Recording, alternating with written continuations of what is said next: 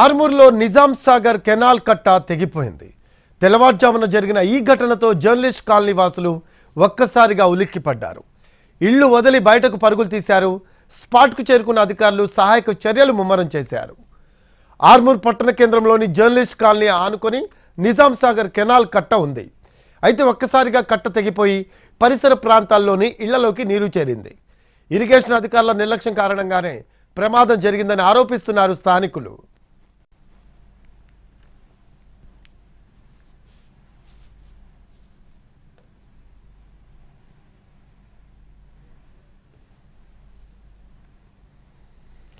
దీనికి సంబంధించిన మరింత సమాచారం మా కరెస్పాండెంట్ బాలకుమార్ అందిస్తారు.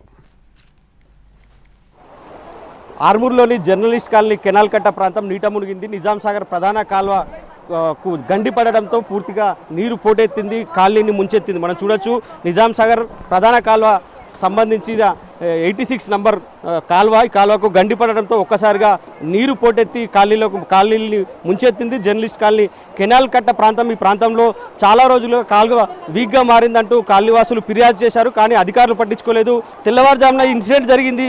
కాల్వ కట్ట తెగిపోవడంతో ఒక్కొక్కరుగా భారీగా నీరు పోటెత్తి కాలనీ మొత్తం కూడా ముంచెత్తిన పరిస్థితి చూడొచ్చు. కాలనీవాసులు ఉన్నారు, వీళ్ళ ఇళ్లకు నీళ్లు చేరాయి. ఏం జరిగిందమ్మా, అసలు ఎట్లా నీళ్ళు వచ్చినాయి? కట్ట జరిగింది 2 గంటల రాత్రి. కట్ట జరగానే ఇంతకెళ్ళి బయటకు వెళ్ళినాం. ఏం ముట్టలే, కాలు కట్టబట్ల మీదకి వెళ్ళినాం. అన్ని సామాన్లు బియ్యాలు అన్ని పోయినాయి. బియ్యం సంచులు అన్ని, బంగారం అన్ని. ఇంతకుముందు ఎప్పుడు జరిగింది? ఎట్లా, ఎందుకు ఇట్లా? ఎప్పుడు జరగాలి, రెడ్డి ఉన్నప్పుడు ఎప్పుడు జరగాలి. ఈ ఆయన ఎక్కిందంటే మాకు ఇది అవుతుంది. ఇది పట్టించుకోలే.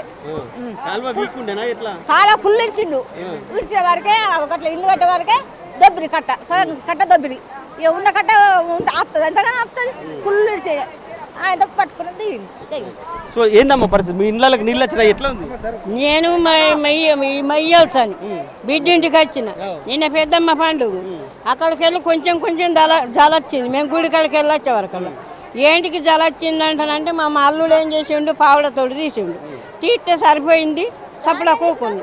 సో ఎట్లా, ఎన్ని గంటలకు మీకు తెలిసింది? 3 గంటలకు సార్. 3 గంటలకు ఏటికాల జామ్ అయిపోయింది. కాలు మొక్తా ఏటికాల జామ్ అయిపోయి కట్ట తెగింది. మా బతుకులన్నీ బియ్యం పోయినాయి, పప్పులు పోయినాయి, అన్ని నాశనమై పోసంపట్ల పడిపోయినాయి. కాలు మొక్తా పోసంపట్ల మొత్తం కొట్టుకుపోయినాయి. మా బతుకులు ఇట్లా బస్ స్టాండ్ అయిపోయింది.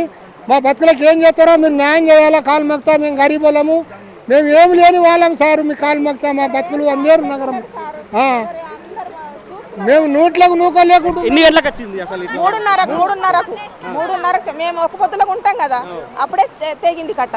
తెగిందంటే మొత్తం మునిగిపోయినాయి. ఇలా ఎంత ఒరుతున్నాం, అందుకే లేపుతున్నాం కానీ ఎవరు లేస్తలేరు. మళ్ళీ ఆడిపోయి చెప్పేసినాం వాళ్ళకు.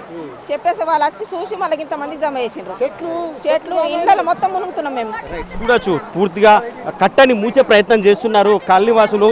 ఇప్పటికైతే విద్యుత్ స్తంభాలు కూడా నిలగొరారు. అర్ధరాత్రి నుంచి కూడా ఈ ఏరియాలో పూర్తిగా విద్యుత్ సరఫరా అయితే నిలిచిపోయింది. కాలనీవాసులు శ్రమిస్తున్నారు. తెల్లవారు విషయం తెలిసినప్పటి నుంచి కాలనీవాసులు కాలువ తెగిపోయిన కాలువని మూసే ప్రయత్నం అయితే చేస్తున్నారు. మనతో కాలనీవాసులు కూడా ఎన్ని గంటలకి జరిగింది, అసలు ఏంది పరిస్థితి?